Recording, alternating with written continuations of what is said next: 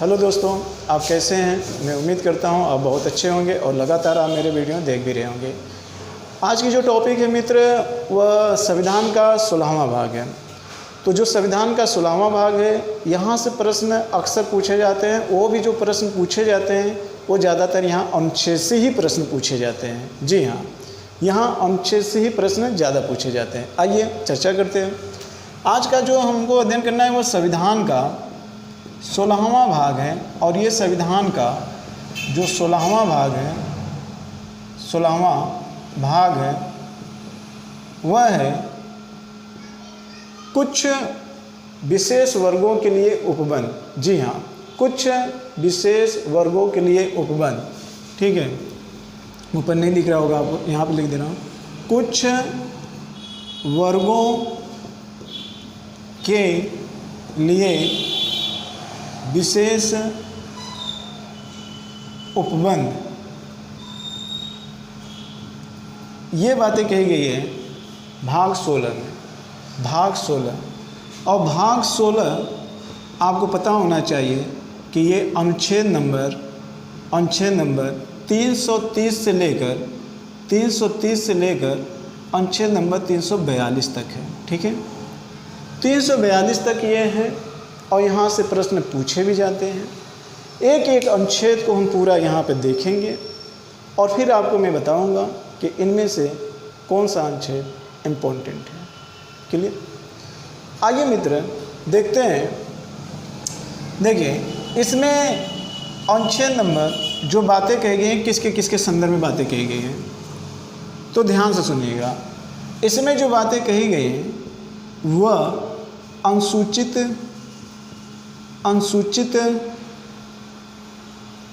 अनुसूचित जाति व जनजाति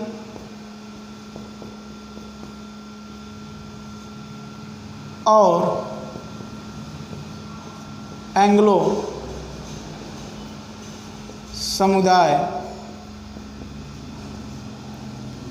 के सदस्यों के बारे में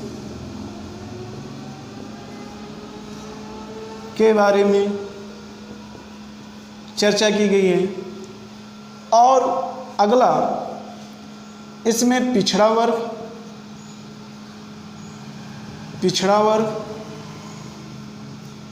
और अगला इसमें हम देख लेते हैं जो नेक्स्ट है वह है अनुसूचित क्षेत्र व जनजातीय क्षेत्र। अनुसूचित जनजातीय क्षेत्र, इन अनुच्छेदों में मुख्य रूप से यही बातें यहाँ पे चर्चा की गई है। क्लियर? बहुत ध्यान से समझिएगा, एकदम क्लियर हो जाएगा। अगर हम इनकी बात करें तो इनके संदर्भ में 2-3 पॉइंट और आप बना लीजिए। पहला पॉइंट आपको यहाँ पर और क्या बनाना है, इसमें जो बनाना है वो क्या बनाना है। पहला, सीटों की संख्या को लेकर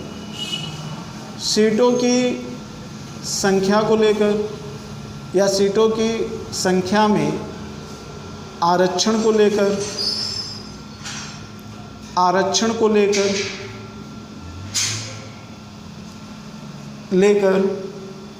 ये चीज़ें। दूसरा पॉइंट मुझे बताना है सेवा के क्षेत्र में और आयोग के क्षेत्र में, आयोग के गठन के क्षेत्र में, आयोग के गठन के क्षेत्र में।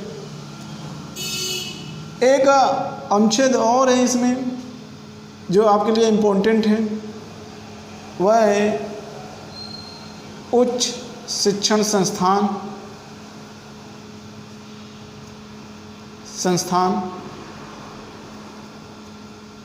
को लेकर। ठीक है, सेवा के क्षेत्र में भी अभी हम देख लेते हैं। पहले हम ये देख लेते हैं कि सीटों को लेकर, तो सीटों को लेकर आप ध्यान से सुनिएगा, यहाँ पे दो सदन हैं, एक लोकसभा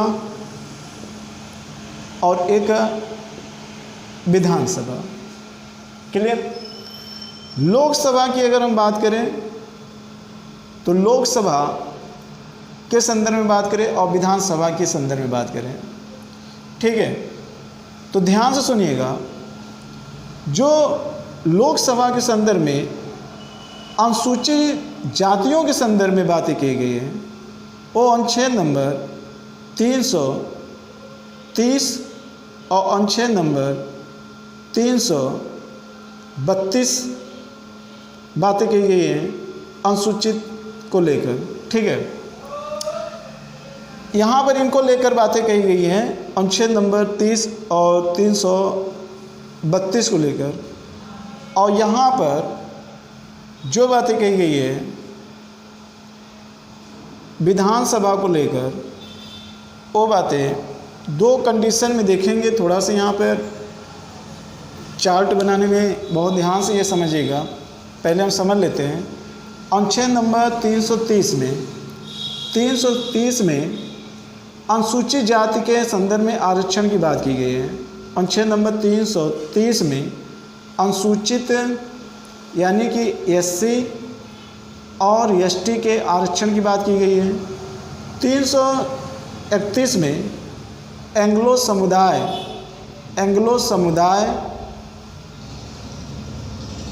के सदस्यों के आरक्षण की बात की गई है। और ध्यान सुनिएगा, 332 में एससी और एसटी के आरक्षण की बात की गई है। और 333 में एंग्लो समुदाय की बात की गई। अब देखो मित्र, थोड़ा सा यहाँ आप समझने का प्रयास करिएगा, थोड़ा सा इसलिए आपको अच्छे से समझाने का प्रयास कर रहा हूँ कि ताकि आपका क्वेश्चन यहाँ से गलत न होने पाए, इसलिए उसका कॉन्सेप्ट आपके दिमाग में क्लियर कर रहा हूँ कि इस तरीके से समझाया जाए। अब देखिए यहाँ पे 330 और 331 दिया हुआ है। 330 और 331 ये जो दोनों बातें हैं वह लोकसभा के संदर्भ में हैं, और ये जो दोनों बातें हैं वो राज्यों के विधानसभा के संदर्भ में हैं। बात समझ में आ रही है? क्यों? सांसदों में सीटों की संख्या को लेकर अनुसूचित जाति, जनजाति एवं एंग्लो समुदाय के सदस्यों के आरक्षण की बात की गई है। और इसमें क्या कहा गया है वो थोड़ा सा ध्यान से सुनिए, बाकी हम आपको समझा रहे हैं। जो एससी और एसटी के सीटों की संख्या होनी चाहिए आरक्षण के रूप में, वह जनसंख्या के अनुपात के रूप में बताया गया है। किस रूप में बताया गया है? जनसंख्या के अनुपात के रूप में बताया गया है। जबकि वहीं पर यह कहा गया है कि राष्ट्रपति को यदि लगे, कहाँ पर? लोकसभा में राष्ट्रपति को यदि लगे कि एंग्लो समुदाय के सदस्यों की संख्या लोकसभा में पर्याप्त नहीं है, तो ऐसे स्थिति में वह 2 एंग्लो समुदाय के सदस्यों को क्या कर सकता है? मनोनीत कर सकता है। क्लियर? क्योंकि उनके भी 2 सदस्यों का आरक्षण है। अगर 2 सीट नहीं है विधानसभा में तो वो 2 सदस्य मनोनीत कर सकता है जब उसके पर्याप्त सीट नहीं है। क्लियर? और वही कार्य अनुच्छेद नंबर 333 के तहत राज्यसभा करता है। 333 के तहत राज्यसभा करता है कहाँ? विधानसभा में। तो एससी और एसटी आप ध्यान में रखिएगा। अब मैंने आपको यहाँ पर क्या कहा है? अनुसूचित जातियों और जनजाति एंग्लो के समुदाय के सदस्यों के बारे में, लेकिन बारे में किसको लेकर है? सीट को लेकर है। किसको लेकर? सीट को लेकर। ये देखिए यहाँ पे लिखा है सीटों की संख्या को लेकर। ठीक है, अब इसको याद करने का सबसे अच्छा तरीका ये है कि आप 330 से लेकर 333 ये चारों को ध्यान रखिए। बातें 2 ही हैं, अनुसूचित जाति के एवं जनजाति के बारे में बात की जा रही है और एंग्लो समुदाय के सदस्यों के बारे में बात की जा रही है। जहाँ एससी आएगा वहाँ एसटी उसके साथ साथ आएगा। तो एससी और एसटी आप देख रहे हैं 330 में यहाँ प्रयोग किया गया है और 332 में यहाँ पे प्रयोग किया गया है, लेकिन ये विधानसभा के लिए प्रयोग किया गया है और ये लोकसभा के लिए प्रयोग किया गया है। तो आप देखिए इसमें अल्टरनेट है। अल्टरनेट का मतलब ये इससे बिलोंग कर रहा है और ये इससे बिलोंग कर रहा है, ये अल्टरनेट है। तो विकल्प के रूप में या तो इसको करिएगा कि ये 330 के बाद अल्टरनेट है, लेकिन इस अल्टरनेट में आपको एक चीज़ और याद करना है, किसी एक के बारे में आपको पता होना चाहिए, तभी ये अल्टरनेट वाला कॉन्सेप्ट क्लियर में समझ में आएगा। तो आप लास्ट वाला पकड़ लीजिए, अनुच्छेद नंबर 333 में एंग्लो समुदाय के सदस्यों की बात किस में की गई है? विधानसभा में की गई है। तो पहले केंद्र सरकार आता है कि पहले राज्य सरकार? तो पहले केंद्र सरकार आता है। तो जो इनके संदर्भ में अनुसूचित जाति एवं जनजाति एंग्लो समुदाय के बारे में बात की जा रही है, तो इसके संदर्भ में 4 अनुच्छेद हैं, और 4 अनुच्छेद में सबसे बाद में कौन आएगा? विधानसभा आएगा। तो विधानसभा में एक फंडा ये है कि बाद में विधानसभा आएगा, क्योंकि राज्य संघ, राज्य वाला भाग लास्ट में, उसके पहले संघ है, 5वां भाग है, तो उसके आधार पर विधानसभा, लोकसभा उसके पीछे होगा। तो 333 में आपको ये याद करना है कि 333 में एंग्लो समुदाय के सदस्यों की बात की गई है, बस। अब क्लियर? तो इसका मतलब जब अल्टरनेट है तो एंग्लो समुदाय की बात अगर 333 में की जा रही है तो 332 में एंग्लो समुदाय की बात तो होगी नहीं, तो किस में होगी? 331 में होगी, एक छोड़कर एक, ठीक है, अल्टरनेट। तो यहाँ पर 333 में एंग्लो समुदाय है, तो एक छोड़कर एक 331 में आएगा। तो ये किससे संबंधित है? लेकिन लोकसभा से ही रिलेटेड है ना, लोकसभा से है। तो इस तरीके से अगर आप याद करेंगे तो ये याद करने में आसानी हो जाएगा। नहीं तो ये जब भी एग्जाम में आएगा तुरंत तो याद हो जाएगा, लेकिन अगर दिमाग में ये कॉन्सेप्ट नहीं रहेगा तो आप निश्चित है कि गलती करके ही आओगे, ठीक है। तो थोड़ा सा कॉन्सेप्ट भी बनाने की ज़रूरत हर जगह पड़ती है। ऐसे बहुत कॉन्सेप्ट हैं, ठीक है, ऐसे बहुत कॉन्सेप्ट हैं, लेकिन ये वाला आप ज़रूर याद कर लीजिएगा। अब देखते हैं, ये तो बात होगी इनके सीटों की संख्या को लेकर। सेवा के क्षेत्र में देख लेते हैं कौन कौन अनुच्छेद हैं। तो सेवा के क्षेत्र में आप देख रहे हैं 333 ये हो गया।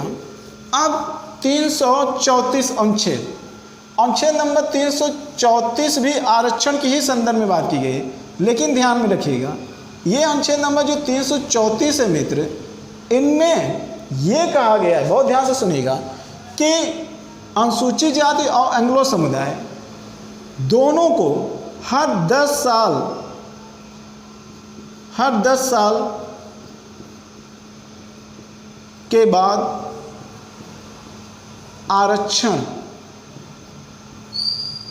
बढ़ाना होगा। हर 10 साल के बाद क्या होगा? आरक्षण बढ़ाना होगा। अब ये देखा जाएगा कि अभी भी वो जो सामाजिक और शैक्षणिक रूप से पिछड़े हुए हैं, तो हर 10 साल के आरक्षण, यानी कि एक बार आरक्षण दे दिया जाएगा तो उसके 10वें साल के बाद ही उनके ऊपर आरक्षण पर विचार किया जाएगा। यानी कि एक बार आरक्षण दिए जाने पर अगली बार आरक्षण संबंधी विचार हर 10वें वर्ष पे होगा। किसके संदर्भ में? अनुसूचित जाति। इसका मतलब जरा समझो, यानी कि अनुच्छेद नंबर 334 किसके संदर्भ में बात कर रहा है? ये अनुच्छेद नंबर 334 330 के संदर्भ में बात कर रहा है, 331 के संदर्भ में बात कर रहा है, 332 के संदर्भ में बात कर रहा है और 333 के संदर्भ में बात कर रहा है। इन सब में जो आरक्षण की बात कर रहा है वो कौन कर रहा है? अनुच्छेद नंबर 334 कर रहा है। क्लियर? आरक्षण का संबंध इससे भी है, लेकिन इन चारों से रिलेटेड, यानी कि ये इन चारों की बात कर रहा है। तो मैं समझता हूं ये चीज़ समझ में आ गई होगा। हर 10 साल के बाद ऐसा होगा। क्लियर? अब देखिए सेवा के क्षेत्र में यहाँ पर बहुत अच्छी बात की गई है। सेवा के क्षेत्र में यहाँ स्पेशली अनुच्छेद नंबर 335 आप याद करिएगा। ये 335 सेवा के क्षेत्र में किसकी बात कर रहा है? एससी की बात कर रहा है और एसटी की बात कर रहा है। इसका मतलब कि जो आप इन चारों को आपने देखा, उन चारों में से 4 क्या 2 ही एससी और एसटी और एंग्लो समुदाय जो अनुच्छेद की बात कर रहे हैं। तो अनुसूचित जाति और अनुसूचित जनजाति को यहाँ पर यह कहा गया है कि रोजगार में आरक्षण प्रदान किया जाना चाहिए। जी हाँ, रोजगार के क्षेत्र में, यानी कि इनको रोजगार में भी क्या मिलना चाहिए? आरक्षण मिलना चाहिए। लेकिन ध्यान दें, आरक्षण उतना ही मिलना चाहिए जितना कि सार्वजनिक हित प्रभावित न हो। सार्वजनिक हित प्रभावित का मतलब यहाँ पर मित्र इससे है कि इतने भी ज़्यादा आरक्षण न दिया जाए कि अयोग्य व्यक्ति को उस सेवा में चुन लिया जाए, जो उसके योग्य ही न हो, यानी कि वह न्यूनतम योग्यता होनी चाहिए जिससे सार्वजनिक हित हो सके, उतना ही तक आरक्षण देना चाहिए, उससे ज़्यादा नहीं। ठीक है, ये बातें अनुच्छेद नंबर 335 में एससी और इनके बारे में कहा गया। और वही सेवा के क्षेत्र में यहाँ पे देख लीजिए अनुच्छेद नंबर 336, अनुच्छेद नंबर 336 ये एंग्लो समुदाय के सदस्यों के बारे में बात करता है। एंग्लो समुदाय के सदस्यों के बारे में बात करता है 336 के एंग्लो समुदाय को भी सेवा के क्षेत्र में, यानी उच्च सेवा के क्षेत्रों में इनको भी क्या मिलना चाहिए, एक अधिकार मिलना चाहिए। ये इसके संदर्भ में बात किया गया है। इसी तरीके से अनुच्छेद नंबर 337 में भी बात किया गया है इनके लिए, सेवाओं के क्षेत्र से रिलेटेड। ठीक है, और उच्च शिक्षण संस्थान स्थापित किए जाने के संदर्भ में ये 336। तो आप देख रहे हैं कि 300, अभी और आगे पढ़ा ले रहा हूँ, फिर आप देखिएगा। इसके बाद आयोग, अब ये बहुत इम्पोर्टेंट है। अनुच्छेद नंबर 338 के तहत एससी और एसटी, अनुच्छेद नंबर 338 के तहत अनुसूचित जाति आयोग और अनुसूचित जाति जन आयोग का क्या किया गया था, गठन किया गया था। अनुसूचित जाति और जनजाति आयोग का गठन किया गया था अनुच्छेद नंबर 338 में। ये बातें यहाँ पे की गई, लेकिन आगे चलकर 89वें संविधान संशोधन के तहत 89वें संविधान संशोधन के तहत एक अनुच्छेद और जोड़ा गया, और इसको बोला जाता है अनुच्छेद नंबर 338 का, और ये जोड़ा गया 2003 में। अब जरा इसको समझ लीजिए। इसको इसलिए जोड़ा गया क्योंकि यहाँ पर जहाँ पर एससी और एसटी दोनों के लिए एक ही अनुच्छेद कार्य कर रहा था, उसको पृथक कर दिया गया 2003 पर। इसका मतलब कि अनुच्छेद नंबर 338 में एसटी आयोग का गठन किया गया, और ऑलरेडी अनुच्छेद नंबर 338 में एससी आयोग का गठन किया गया। क्लियर? तो ये आयोग का क्या कर दिया गया, पृथक कर दिया गया। आपसे कभी कभी पूछा भी जा सकता है कि अनुच्छेद नंबर 338 में किसके आयोग की बात करता है, अनुसूचित जाति आयोग की जनजाति आयोग। और जो बच्चा 338 में दोनों को पढ़ा रहेगा तो वो कन्फ्यूज हो जाएगा। क्लियर? और किस संविधान संशोधन के तहत, 89वें संविधान संशोधन के तहत पृथककरण किया गया था, और कब, 2003 में। तो इस तरीके से अनुच्छेद नंबर 338 और 338 का आपको ध्यान में देना होगा। क्लियर? अब यहीं पर देखिए पिछड़ा वर्ग। पिछड़ा वर्ग से जो क्वेश्चन पूछा जाता है, तो आपको ये ध्यान रखना है कि पिछड़ा वर्ग गठन की बात 2 समितियां आई थी। एक 1952 में कालेकर समिति आई थी, तो ये कालेकर समिति आप याद करिएगा, और एक 1977 में मंडल समिति आई थी, तो ये मंडल समिति आप याद करिएगा। ठीक है, और इसके बाद नरसिंहा की सरकार थी, तो नरसिंहा राव की सरकार में इसको 1992 और 93 में इसको पिछड़ा वर्ग आयोग का क्या किया गया, गठन किया गया। तो पिछड़ा वर्ग आयोग का गठन आगे चलकर यहाँ पर कर दिया गया, और इस मंडल समिति में 27% ओबीसी के आरक्षण की बात की गई थी। और भाग 16 के किस अनुच्छेद में, तो भाग 16 के अनुच्छेद नंबर 340 में इसकी बात की गई थी। पहले जो कालेकर समिति आई थी उसके संदर्भ में बात 1952 में, मंडल समिति आई थी 1977 में। फिर यहाँ पर आप देख रहे हैं जो 20वां दशक चल रहा है, 1990, नरसिंहा राव की उस समय सरकार थी, उस समय पिछड़ा वर्ग आयोग का गठन किया गया, और संवैधानिक रूप से मान्यता 27% आरक्षण यहाँ पे प्रदान किया गया था। लेकिन ये किस समिति में किया गया था, तो मंडल समिति में किया गया था। और किस भाग में है पिछड़ा वर्ग आयोग, तो भाग 16 में। और किस अनुच्छेद में है, तो 340 अनुच्छेद में है।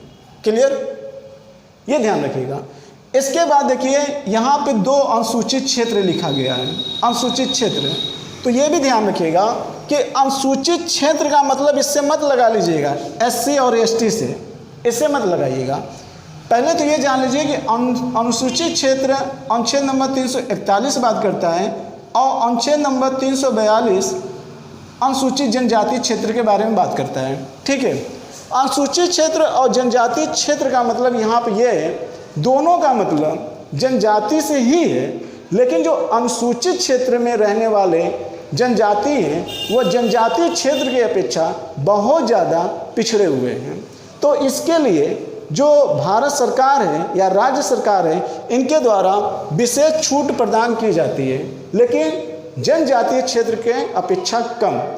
आपको मैंने बताया था कि लगभग 9-10 राज्य ऐसे हैं जो अनुसूचित क्षेत्र के अंतर्गत आते हैं, और इसकी चर्चा आपको मैंने ये बताया था संविधान की 5वीं अनुसूची में की जाती है। संविधान की 5वीं अनुसूची में विशेष चर्चा की जाती है, और इसकी चर्चा संविधान की 6वीं अनुसूची में की जाती है, जिसमें मैंने आपको कुछ विशेष राज्य की भी चर्चा किया था, असम, मेघालय, मिजोरम और त्रिपुरा। ये वो पहाड़ी इलाका या पूर्वोत्तर राज्य हैं जो अनुसूचित जनजातीय क्षेत्र के रूप में आते हैं। इस प्रकार के राज्यों को बहुत ज़्यादा स्वायत्तता प्रदान की जाती है, और साथ ही साथ इनको बहुत ज़्यादा अनुदान भी दिया जाता है। क्यों? क्योंकि ये सामाजिक, आर्थिक और शैक्षणिक रूप से बहुत ही पीछे होते हैं। तो इस बात का जिक्र हमारे संविधान के 16वें भाग के अनुच्छेद नंबर 342 में किया गया है। क्लियर? अब याद करने के लिए आपको अपना एक दिमाग सेटअप करना होगा। अनुसूचित क्षेत्र, अनुसूचित जाति और जनजाति आयोग की बात हो रही है, एंग्लो समुदाय की बात हो रही है, पिछड़ा वर्ग की बात हो रही है, लेकिन सबसे ज़्यादा अगर बात यहाँ पे हुई तो एंग्लो समुदाय, एससी और एसटी की बात हो रही है। लेकिन इस एससी को यहाँ से रिलेटेड मत कर दीजिएगा, नाम से जैसा स्पष्ट है, तो इसमें डिफरेंट है, दिमाग में एक सेटअप कर लो। ठीक है। इसके बाद एससी और एसटी की बात आपने देखा कि जो सीटों को लेकर था वह 330 और कहाँ तक 330 से लेकर 333 वाला मैंने कॉन्सेप्ट बताया यहाँ पर, तो ये आप याद कर लेना। इन चारों का संबंध किससे था? 334 से था। फिर अलग अलग हो गए। इनके लिए रोजगार की बात कहाँ की गई? 335। एंग्लो समुदाय की बात कहाँ गई? 336 में। फिर आयोग के गठन के संदर्भ में बात कहाँ की गई? एससी और एसटी को, तो 338 और 338 का। क्लियर? तो मित्र, मैं समझता हूँ कि इस चीज़ को आप समझ गए होंगे। ठीक है। एक बार वीडियो आप देखेंगे तो ये चीज़ें और क्लियर हो जाएगी। मुझे नहीं लगता है कि इससे भी ज़्यादा आसान करके पढ़ाया जा सकता है। इससे ज़्यादा आसान करके तो ऑफलाइन में ही पढ़ाया जा सकता है या ट्यूशन की तरह पढ़ाया जा सकता है, तब ये चीज़ें आपको समझ में आएगी। क्लियर? लेकिन आपको जो अनुच्छेद याद करने में इससे संबंधित परेशानी होती होगी वो बहुत हद तक क्लियर हो गई होगी, जो अब तक आपने क्लियर नहीं कर पाए होंगे, तो आज आपका ये क्लियर हो गया होगा। तो कुछ तो फ़ायदा हुआ ही होगा। ठीक है। अगर फ़ायदा हुआ है तो मुस्कुराते हुए चैनल को सब्सक्राइब जरूर करिएगा, लाइक भी करिएगा, शेयर भी करिएगा। ठीक है मित्र? तो इसी के साथ मैं इस वीडियो का समापन कर रहा हूँ। नेक्स्ट टाइम एक नए वीडियो के साथ जल्दी ही मैं आपके सामने उपस्थित होऊंगा। इसी के साथ मुझे इजाज़त दीजिए। जय भारत, जय हिंद।